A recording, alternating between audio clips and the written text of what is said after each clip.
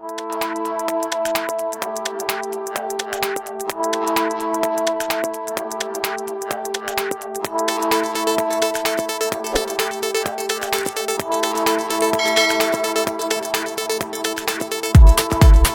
Assalamualaikum warahmatullahi wabarakatuh. Bersama Mr. Afifi dalam rancangan Science Tube with Mr. Afifi. Okay.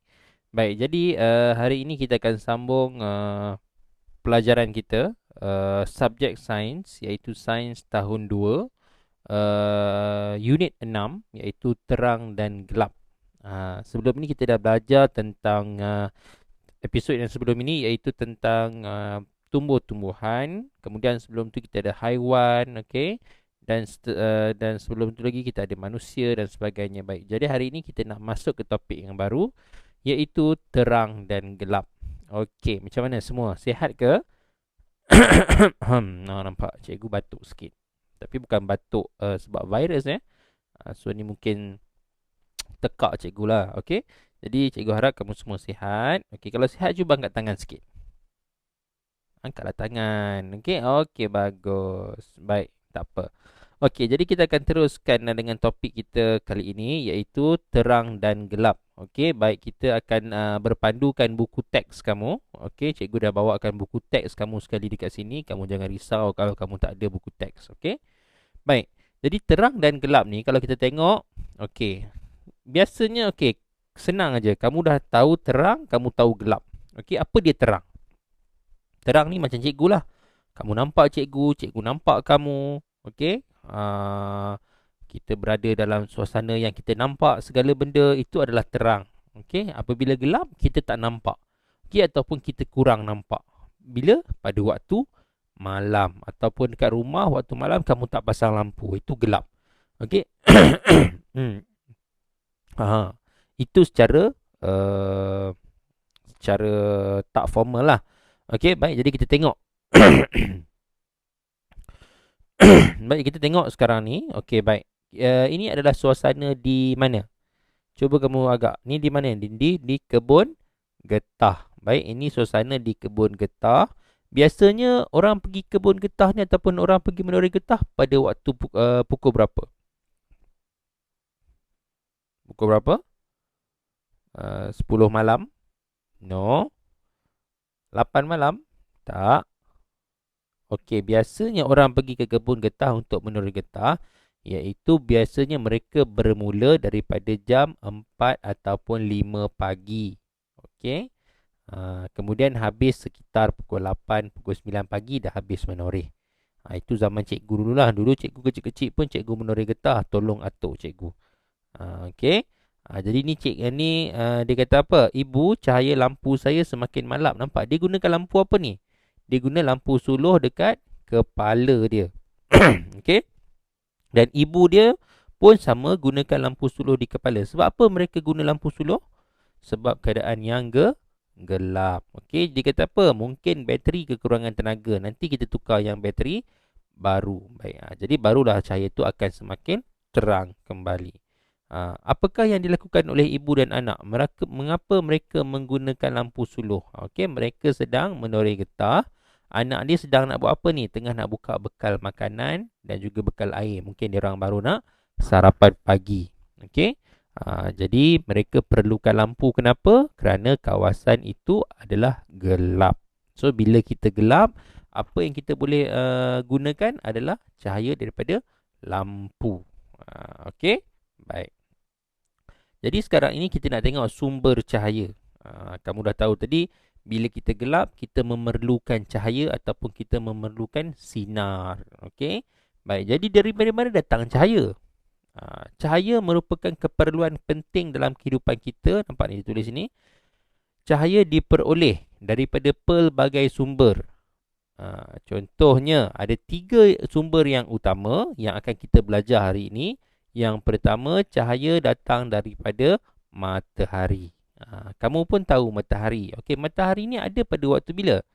Pada waktu siang. Okey, apabila matahari menyinari bumi, ia adalah kita panggil waktu siang.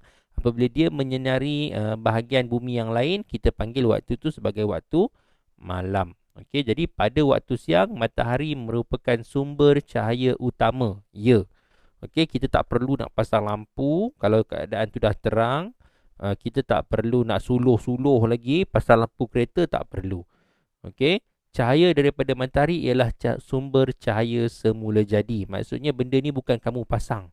Bukan kita masukkan bateri baru matahari tu menyala. No. Okey, dia cahaya semula jadi. So, dia akan ada. Setiap pagi kamu bangun je pagi, dah ada cahaya matahari. Kemudian bila dah waktu maghrib, cahaya matahari akan semakin berkurang sebab dia telah menyinari bumi di bahagian yang lain. Sebab bumi kita berputar. Nanti kamu akan belajar tahun 4 ataupun 5 nanti. Okey. Jadi bersyukurlah kita. Okey. Okey, jadi sumber cahaya yang kedua. Okey, nampak ni. Budak-budak ni bermain waktu bila ni dapat ada cahaya matahari kan. Okey. Semua kerja kita boleh buat waktu siang. Okey, apabila waktu malam, matahari tidak kelihatan. Lampu dan nyalaan api menerangi kawasan yang gelap.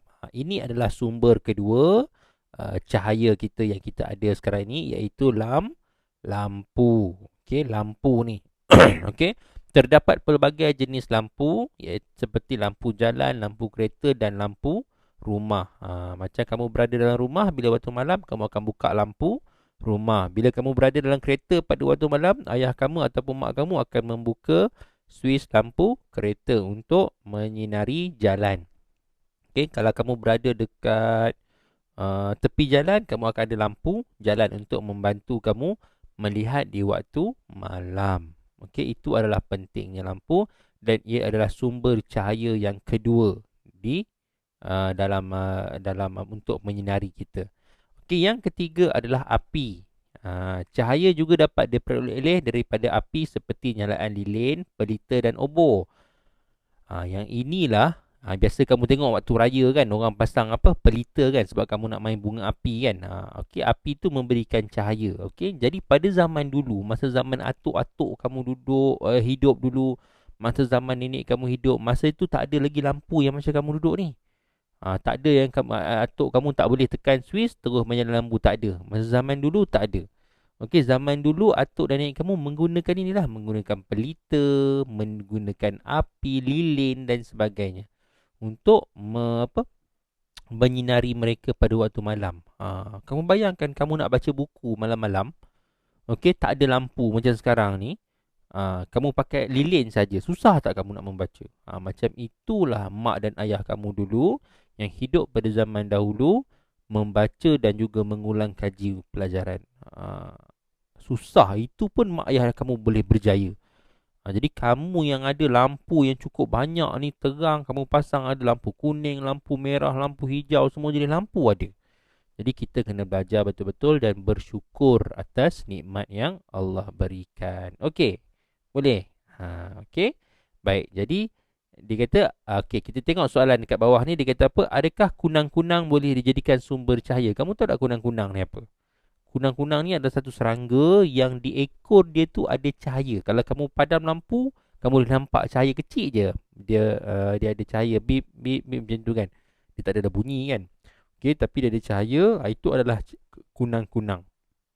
Okey, dekat Malaysia ni kamu boleh tengok kalau kamu pergi dekat Sungai Besar, okey, di kawasan-kawasan Paya, cikgu rasa boleh jumpa lagi kot kunang-kunang ni.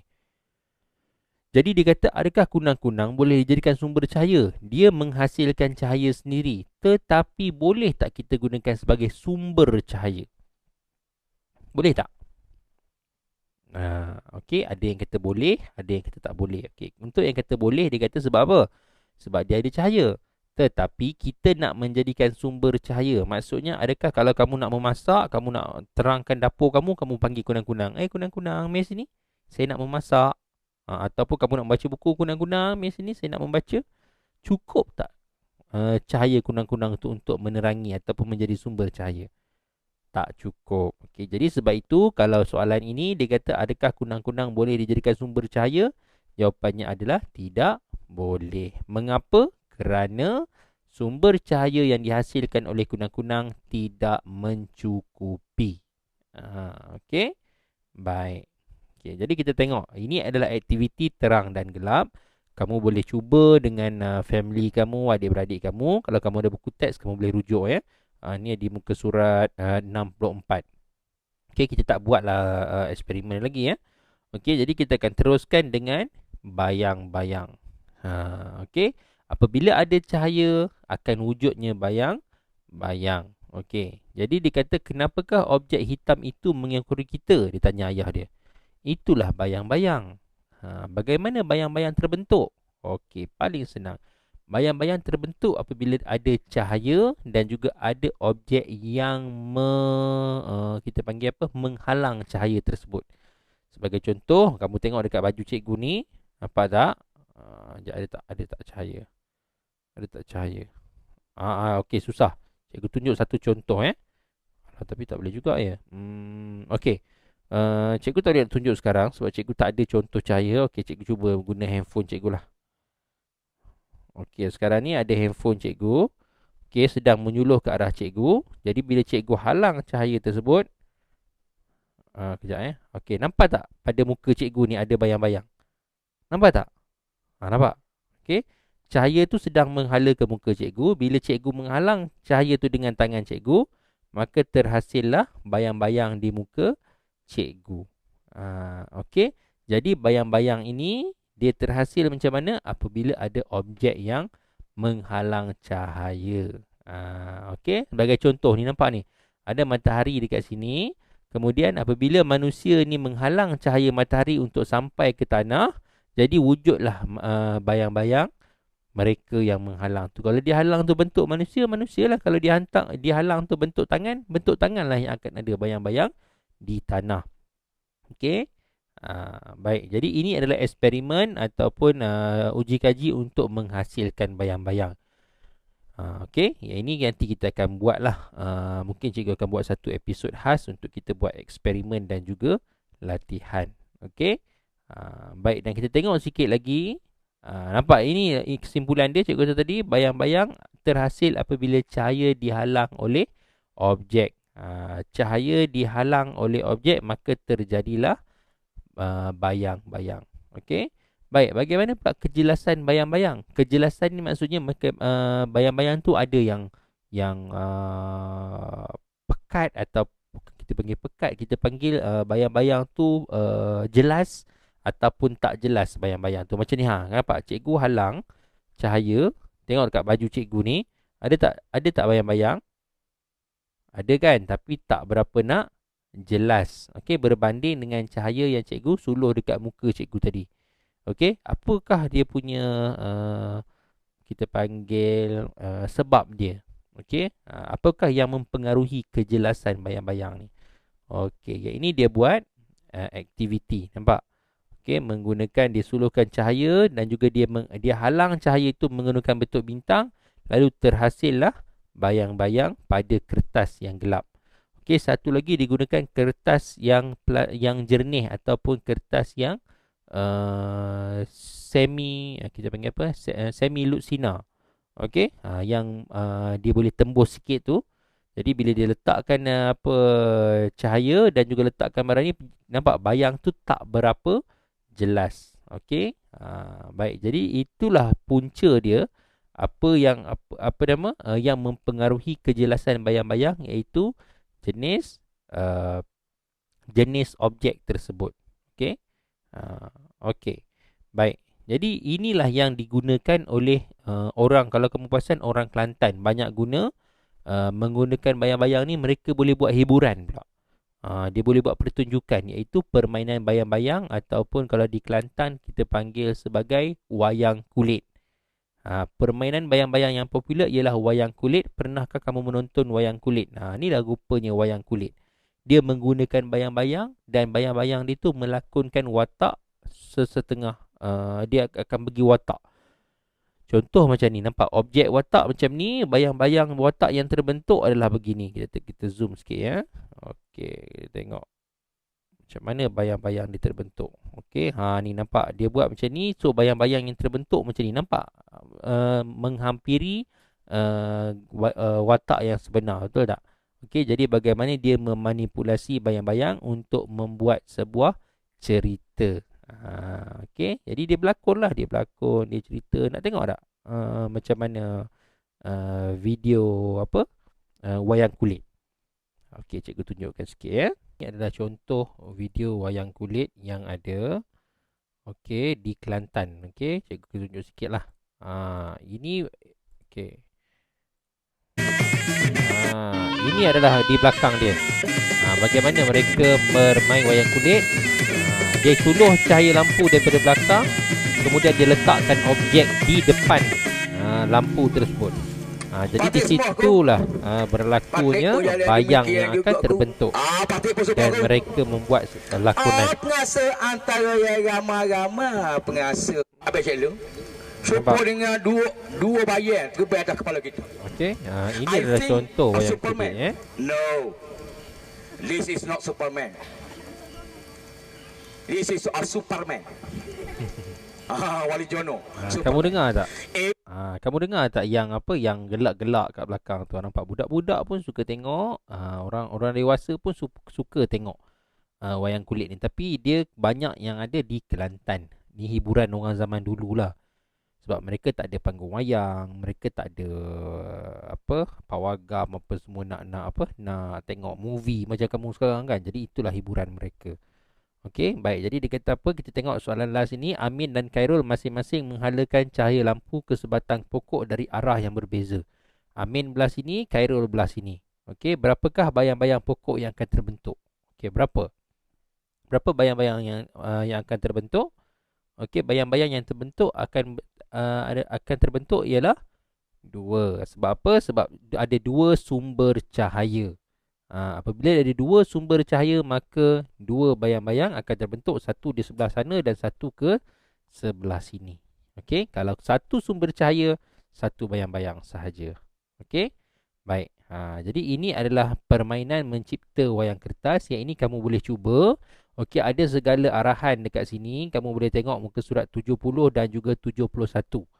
Okey, 70 dan 71 kamu boleh tengok dan kamu cuba. Kalau kamu rajin, kamu boleh tunjukkan pada cikgu bagaimana proses pembuatan wayang kulit yang kamu buat. Kemudian kamu ambil gambar dan kamu hantarkan dekat cikgu dekat Facebook Science Tube Science Tube Mr. Afifi. Okey, kamu DM je cikgu, nanti mungkin cikgu akan masukkan hasil kamu dalam video cikgu. Okey. Okey, baik. Jadi setakat itu sahaja untuk topik terang dan gelap ini. Nanti cikgu akan buat satu episod khas untuk kita menjawab soalan-soalan di belakang ini, supaya kamu dapat ulang kaji. Okey, apa yang kamu faham tentang topik ini. Kamu boleh cuba buat dulu. Okey, kamu baca dan kamu cuba buat dulu ni dalam buku tulis kamu, ataupun kamu jawab dalam kertas kosong, ataupun kamu jawab dekat mana-mana. Nanti kita akan semak sama-sama, boleh? Muka surat 72. Okey, kamu cuba jawab. Kalau kamu tak faham, kamu boleh tengok balik video yang cikgu dah buat ini dan juga nota-nota yang ada di dalam buku teks kamu. Okey, baik. Semoga jadi sebelum kita habis, cikgu ada satu soalan berkenaan dengan unit 6 ini, iaitu terang dan gelap. Okey, baik. Soalannya adalah, bagaimanakah kita nak menghasilkan bayang-bayang yang besar? Okey, ini soalan mungkin agak advance sikit. Tapi kalau kamu boleh cuba jawab, kamu jawablah dalam ruangan komen yang ada di bawah. Bagaimanakah kamu boleh menghasilkan bayang-bayang yang besar? Okey, jawapan tu terbuka. Kalau cikgu rasa cikgu boleh terima jawapan kamu, cikgu akan terimalah. Okey, kamu boleh jawab dalam ruangan komen di channel YouTube cikgu, dan kamu jangan lupa untuk subscribe channel cikgu, iaitu Afifi Arif. Okey, dan juga jangan lupa like dan follow Facebook page cikgu Science Tube Mr. Afifi untuk lebih lagi update ataupun apa-apa soalan yang kamu boleh ajukan di sana. Okey, baik, semoga berjumpa lagi. Assalamualaikum warahmatullahi wabarakatuh.